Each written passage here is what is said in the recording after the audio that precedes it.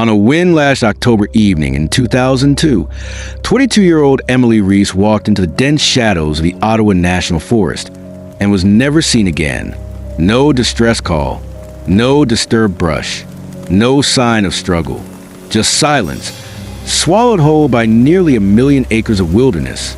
What followed was a search that would span months, a family caught in an agonizing freeze frame of unanswered questions, and a case that, 2 decades later, remains one of Michigan's most haunting unsolved disappearances. Ironwood, Michigan, sits quietly near the western edge of the Upper Peninsula, with its patchwork of shuttered storefronts and century-old iron mine shafts. The town gives off the kind of stillness that lingers, where the wind feels old in the trees, and every creaking porch seems to hold a story. It's a place where people know each other by name, where the lines between rumor and truth often blur under long winters and dim bar lights. Emily Reese had lived there her whole life. She was known as kind, introspective, and fiercely independent. A young woman who moved through the world with a quiet self-possession. She volunteered at the local library 3 times a week, spent long hours reading in the park during warmer months, and had recently begun taking solo day hikes into the surrounding national forest. She didn't do it for show or to share photos online. Emily wasn't active on any form of social media. She said the forest helped her think, helped her breathe. She had a close relationship with her younger brother, Tyler, and her mother, Christine, who described Emily as sensitive to the world in a way most people aren't. Her father had died of a heart attack when Emily was just 13. Since then, she'd become what her childhood friend Jenna described as old beyond her years. In the weeks leading up to her disappearance, Emily had seemed, by all accounts, content. There were no signs of distress, no new or troubling relationships, and no dramatic changes in behavior. However, one detail, later raised in several police interviews, stood out. She had begun asking unusual questions about the forest.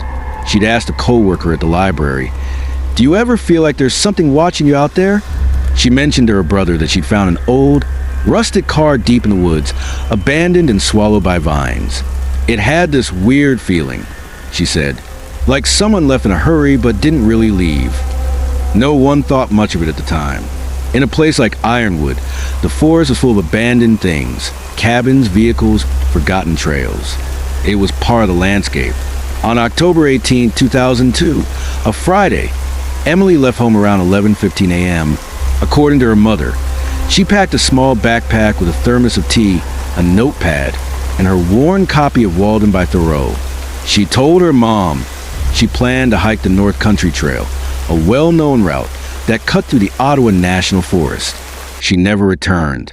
By nightfall, when she hadn't come back or answered her cell phone, Christine called the local sheriff's office.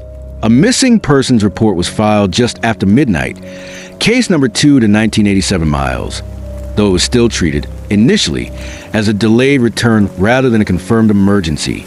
The first search began at sunrise on October 19th. By 6 a.m., deputies from the Gogebic County Sheriff's Department, along with volunteers and local SAR teams, had assembled at the trailhead near Forest Road 216. Helicopters were grounded due to poor visibility, low-hanging fog, early frost on the trees, and an unusual, oppressive stillness that locals later said they'd never quite felt before. By day 3, a formal grid search had been established. K-9 units were brought in from Marquette. A mobile command center was set up in a ranger station near Sylvania Wilderness. Dozens of volunteers combed the trail systems, branching out from the last known location of Emily's silver Toyota Corolla, found locked and undisturbed at the gravel parking lot near Timberline Pass. There was no sign of a struggle, no indication she'd left in a hurry.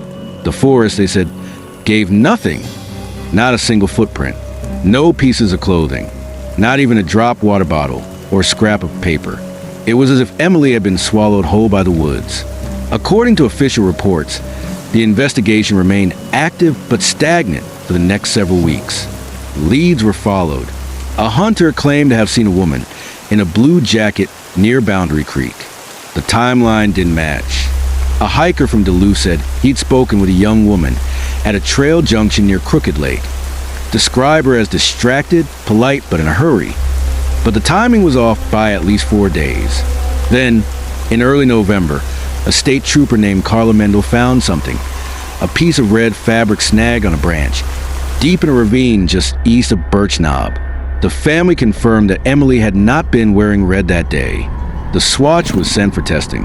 No DNA match, possibly from a backpack or someone else entirely. Nothing conclusive. Over time, the search effort dwindled. Funding ran out. The weather turned. Snow covered everything. By January 2003, the case was officially downgraded to a cold missing, archived under State Code MCL 28.258. A yellowing folder containing statements, maps, and unconfirmed sightings was boxed and shelved in the back corner of the Gogebic County Courthouse's record room. It's still there. There were theories. Of course, some believed Emily had become lost, disoriented, and succumbed to the elements. Others speculated she had fallen, injured beyond reach, or swept into one of the forest's many hidden ravines. There are hundreds of miles of unmarked territory, some of it rarely, if ever, traversed. But there were also stranger whispers, theories that never made it into the official reports, but lived in the margins, in the bars, around fire pits, and between local deputies when the recorders were off. One theory suggested that Emily had stumbled upon something she wasn't supposed to see. Illegal hunting camps, an unmarked structure buried deep in the trees, smuggling routes that date back decades. Then there was the matter of the photographs. Tyler, her brother, had found a roll of undeveloped film in one of Emily's desk drawers weeks after she went missing. He took it to the only place in town that still processed film, a hardware store that doubled as a photo lab. The images were mostly ordinary. Trees, fog, the side of a trail marker. One showed her boots propped near a stream, but the last two shots unsettled him. The second to last showed what looked like a crude stone formation, 4 rocks stacked in a deliberate pyramid, with a feather laid across the top. The forest behind it was unusually dark. The final image was taken at dusk. A blurry silhouette stood in the tree line, too far to identify, just a shape. No one could confirm if Emily had taken the photo herself, or if someone else had taken it from her camera.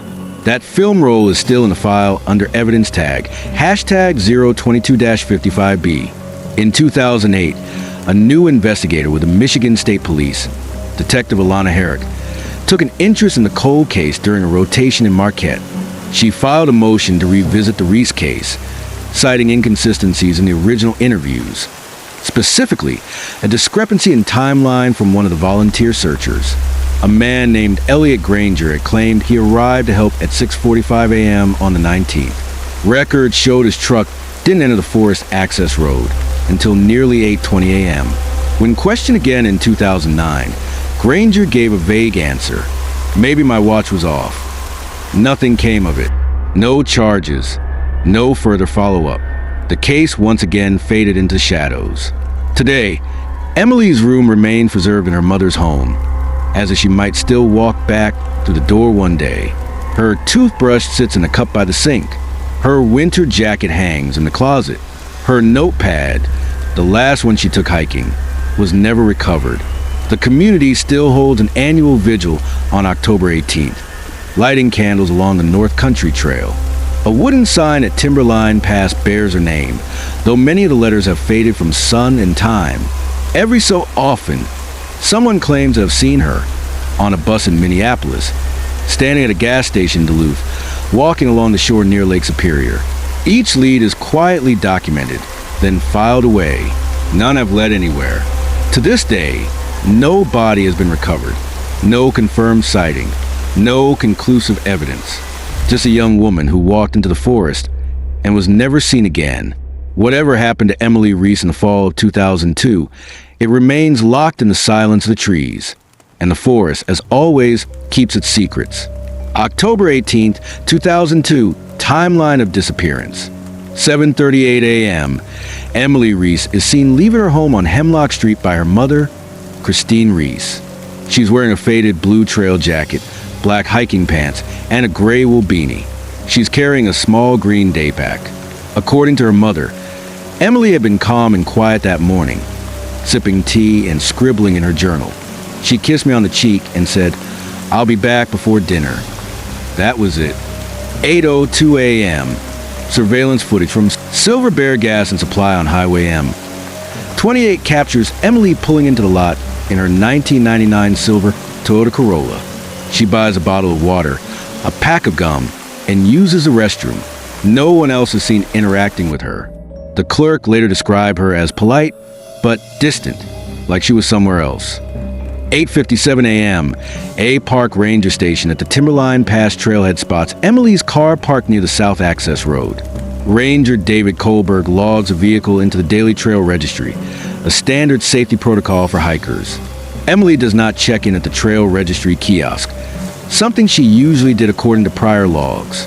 9:20 a.m., a pair of bird watchers, Claire and Greg Hallstein, claim they saw a young woman matching Emily's description walking north along the trail alone. Claire later recalled, she looked like she knew where she was going, but something about her posture, she was tense, kept glancing over her shoulder. 10:07 a.m., Emily's phone pings a cell tower near Lake Ottawa, confirming she's still within a 5-mile radius of Timberline Pass. This is the final confirmed digital footprint. After this, her phone is either turned off or loses signal. 11:45 a.m., a hunter, Walter Corman, reports seeing a female figure deeper in the woods near Crooked Elm Ridge. He didn't approach or speak with her. He told authorities later she was still not hiking, just standing in a clearing, looking up at the trees. The area he mentioned is nearly 3 miles off the designated trail. 12 to 6 p.m., no further sightings. No calls, no texts. 6:21 p.m., Christine Reese calls Emily's phone. It rings 4 times, then goes to voicemail. She calls again 20 minutes later, straight to voicemail. 7:03 p.m., Christine contacts Tyler, Emily's brother, who says he hasn't heard from her since the night before. By 8:11 p.m., Christine calls the Gogebic County Sheriff's Office to report her daughter missing. The initial report is logged as a delayed return/missing person. Case number 2 to 1987 miles.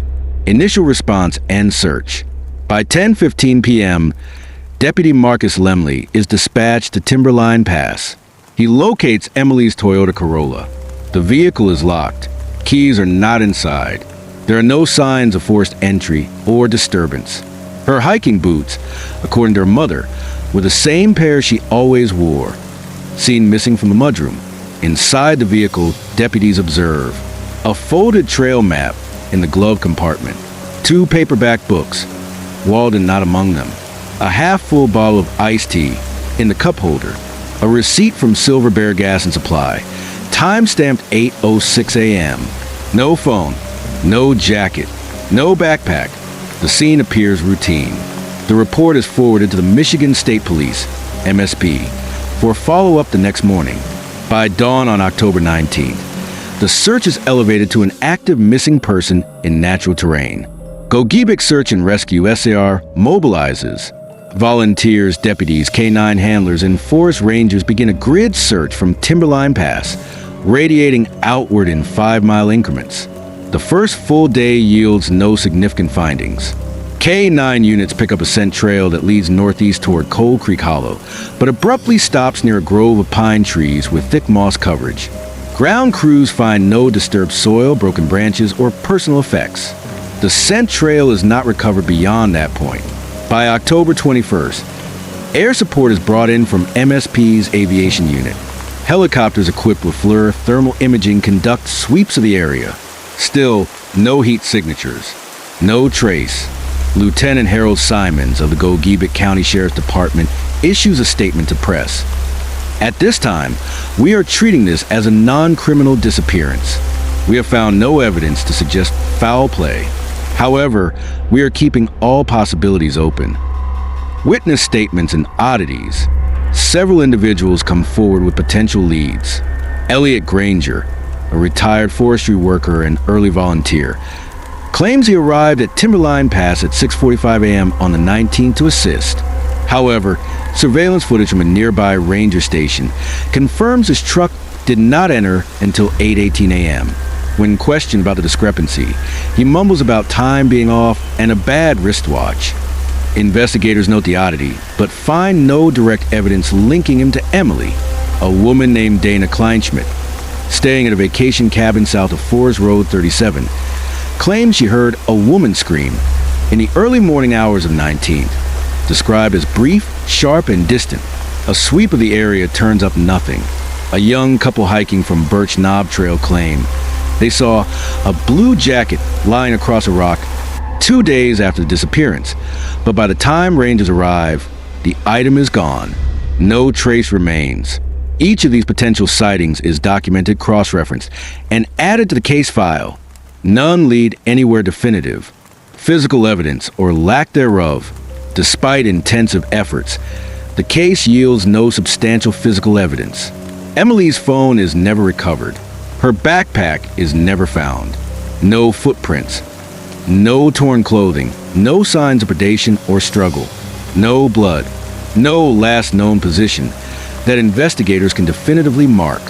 Even areas combed 3 or 4 times produce nothing. SAR team logs confirm weather remained clear the first few days. Conditions were ideal for tracking, but the forest gave no clues. Detective Alana Herrick later comments, "It was like she stepped through a crack in the world." Media coverage and community reaction. Local coverage begins on day 2, with regional media picking up the story by day 4. The Ironwood Times, WLUC, TV6, and several online forums spotlight the case. Reporters interview Christine and Tyler. Emily's high school photo is published on news banners, alongside an age-progressed image days later. On October 22nd, a candlelight vigil is held in Ironwood's Central Park.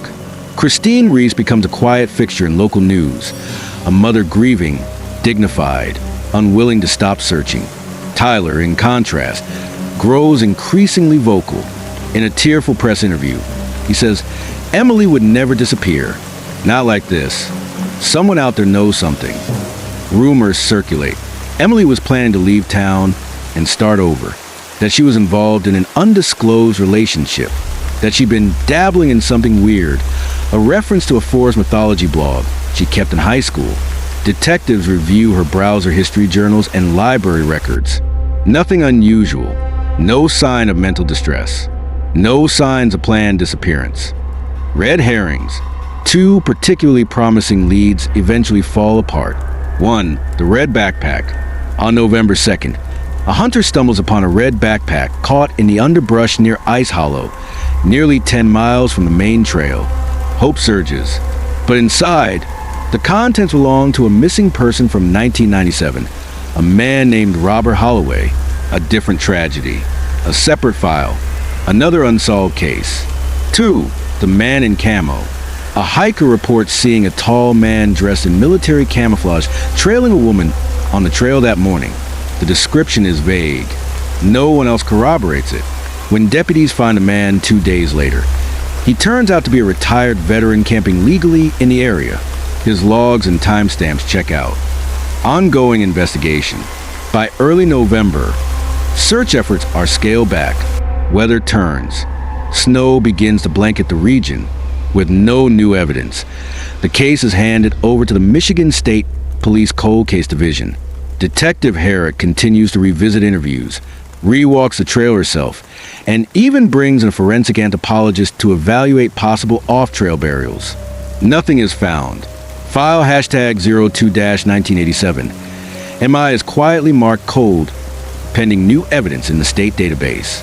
Christine Reese hires a private investigator.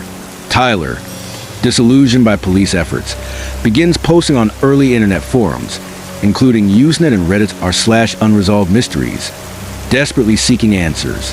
One post reads, "She walked into the forest, but someone or something was already waiting for her." A chilling discovery.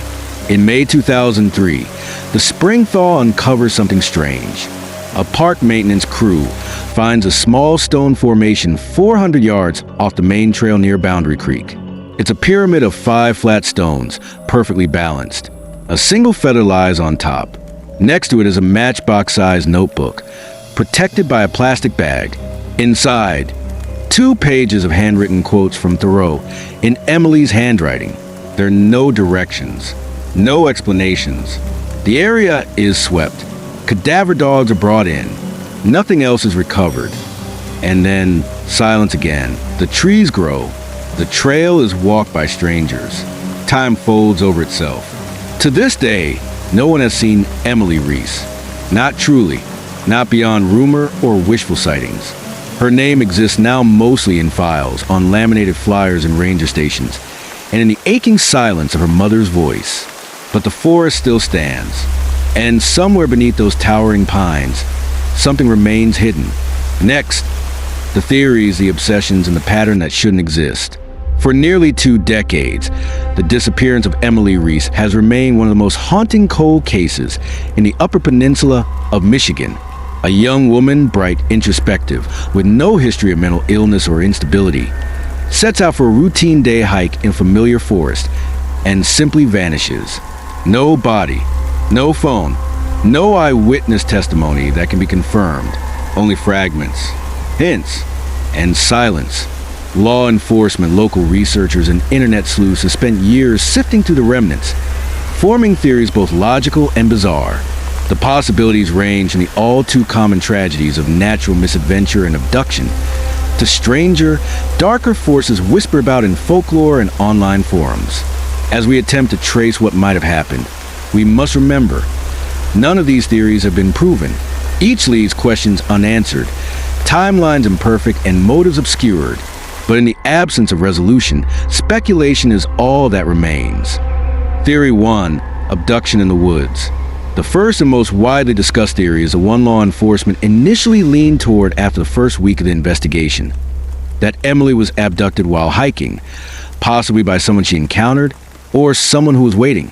At first, there was little to support this. There were no signs of a struggle, no disturbed brush or personal belongings left behind.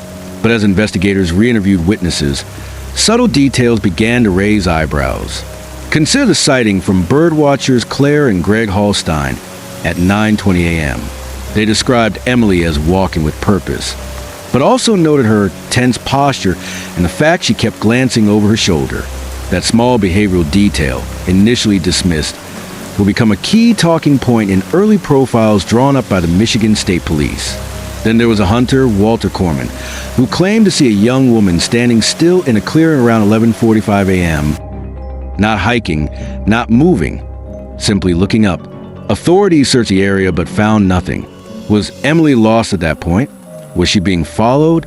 Or was she meeting someone? The biggest point of contention in the abduction theory lies in the lack of evidence. If she had been taken by force, surely there would be some trace. A boot print, a torn jacket, a dropped item, but the forest gave up no such clues. Even stranger, Emily's phone pinged only once, around 10:07 a.m., before going dark. The device was never found, suggesting either it was turned off intentionally or removed from the area. This led some to consider the possibility of a planned or opportunistic abduction, one that involved tracking or observing her, perhaps someone who knew her routines, a person with forest experience. Maybe even someone local. In this context, 2 persons of interest emerged briefly. Elliot Granger, the forestry volunteer who claimed to be at Timberline Pass earlier than surveillance footage confirmed. His inconsistent story caught the attention of lead investigators, who quietly placed him under observation for several weeks. But no connection was ever made, and no criminal record surfaced. He was eventually cleared, though suspicions lingered in the community. The man in camo, a retired vet hiking the same trail, who was reported trailing a woman the morning Emily disappeared. Once located, his logbooks and timestamps held up, no evidence linked him to the case. Despite exhaustive background checks and interviews, no concrete suspect was ever identified. No DNA, no suspicious vehicles, nothing. If Emily was abducted, it was executed with clinical precision, or she went with her abductor willingly. Theory 2, voluntary disappearance. A less popular, yet persistent theory, suggests Emily Reese may have disappeared by choice. To many who knew her, this was unthinkable. Emily was deeply bonded with her family, especially her mother and brother. She had plans, graduate school, a teaching assistant position lined up for the spring, and a close-knit group of friends. No note was left, no money withdrawn, no bus or train tickets purchased. But investigators did discover small inconsistencies, subtle cracks in the narrative of a life presumed stable. One such discovery was a collection of journal entries found weeks later in a plastic box in Emily's bedroom closet. The pages revealed a young woman questioning her purpose, writing often about escape and solitude. In one entry dated just a month before her disappearance, she wrote, "What if the quiet isn't something we find, but someplace we go, not forever, just long enough to become real again?"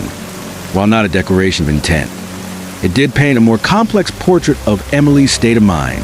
Her family described these writings as normal introspection for a philosophical person, but to some, they hinted at premeditation.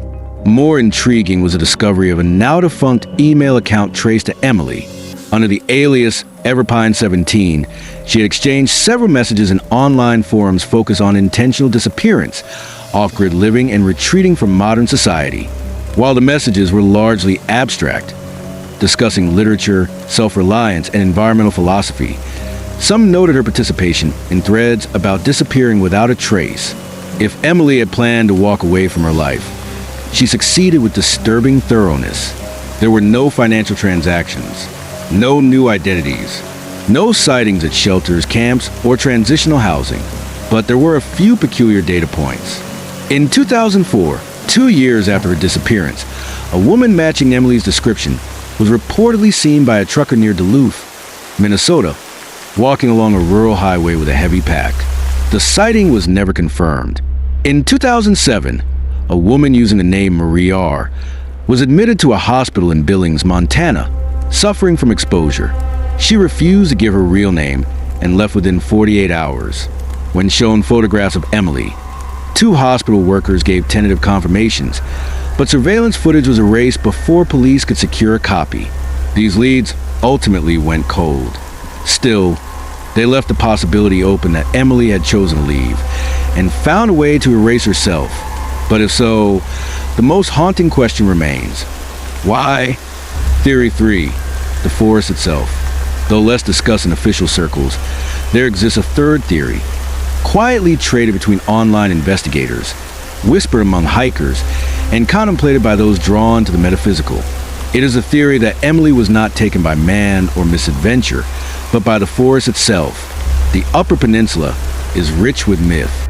The Ojibwe people, the region's original inhabitants, have long spoken of spirits that dwell in the trees, of entities that call to the lost, the lonely, or those seeking something they cannot name. Online, the Timberline Pass Trail has acquired a strange reputation. Between 1992 and 2006, 4 disappearances occurred within a 15-mile radius of the trailhead, 2 of which remain unsolved. One hiker, found days after he went missing, described losing time and hearing voices in the trees. This might be dismissed as post-traumatic suggestion, but details from Emily's case continue to feed the legend. Her last known location, a grove near Crooked Elm Ridge, has no trail access. It's a place rarely visited, thick with undergrowth, ringed by ancient trees. Search dogs lost her scent near that area, as though she had vanished mid-step. And then there was a stone formation discovered months later, a deliberate stack of 5 flat stones, with a feather placed neatly on top. Nearby, a plastic bag containing a notebook with 2 handwritten quotes from Thoreau. One quote read, "I went to the woods because I wished to live deliberately."